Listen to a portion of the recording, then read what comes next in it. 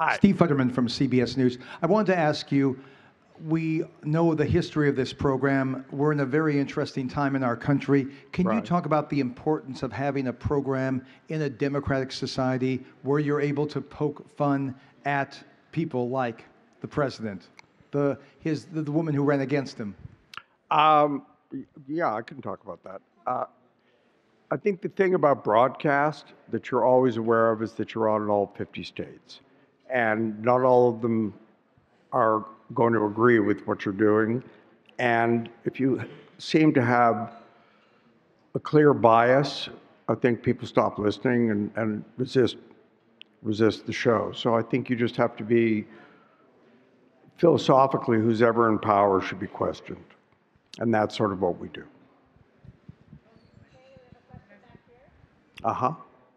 Congratulations. My Thank name you. is Guido Mulder. I want to thank you for what you're doing and you've been doing throughout the years.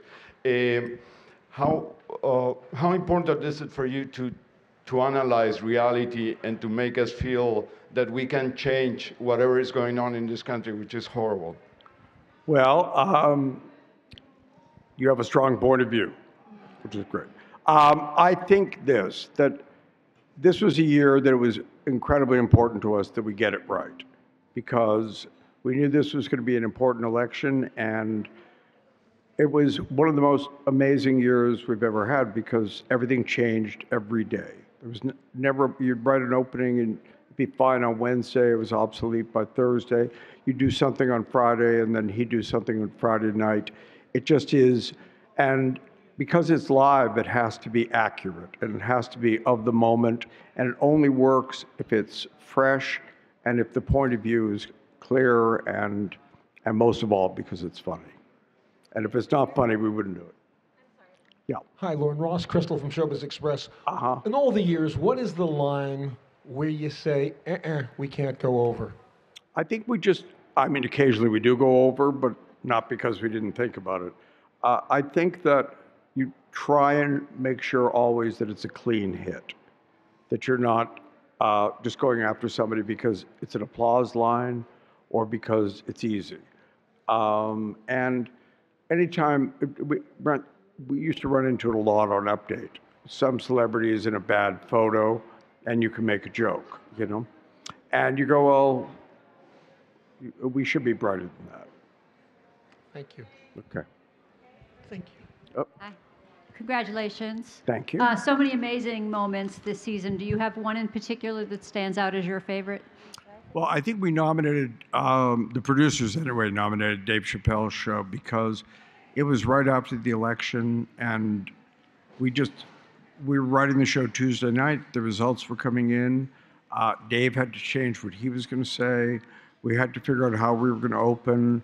There was just so much going on, and just a sense as we were heading towards 11:30 on Saturday that we didn't know quite what was going to happen, but I think the show turned out really well, and we got this for it. So. Hi, Lauren. Hi. I'm sure that after the election that the emotions were running high among the cast and your creative team. Yes. How did you funnel those emotions into creating good comedy? Did it take a minute to kind of get everybody together and figure out how you were going to move forward and joke about this? The way the show works is there's so many moving pieces. There was one group of people that were shooting in that particular show, was shooting Walking Dead with Chappelle Friday morning. There was another group of people who were writing the election sketch, and so I think you try and find the way in which there's not so much raw emotion as something that's sort of distilled. And for us, it was the Leonard Cohen song, and it just simplified things once we found it. We went through a lot of steps on the way to finding it. Yeah, hi. Hi, congratulations. Thank for you. all your wins tonight. Yeah. Alec Baldwin seemed to express that one of the successes of his character is that it's helping the American people cope with their frustration and their confusion. As you said, this goes across 50 states. Yeah. Do you also hear from the other side who's frustrated? And one more question, which is, do you really feel that you can change anything besides making us laugh and live with this? I think you can't go into it with the belief that you're going to change anything. The consequence is you do, but we just try and, in some way, first and foremost, be funny, and then in some way illuminate an idea or show a point of view that people would not necessarily have found on their own. And do you hear a lot from the people who don't like what you do? Not as much. Not as much. I can tell you that in the 70s we heard a lot, but not so much now.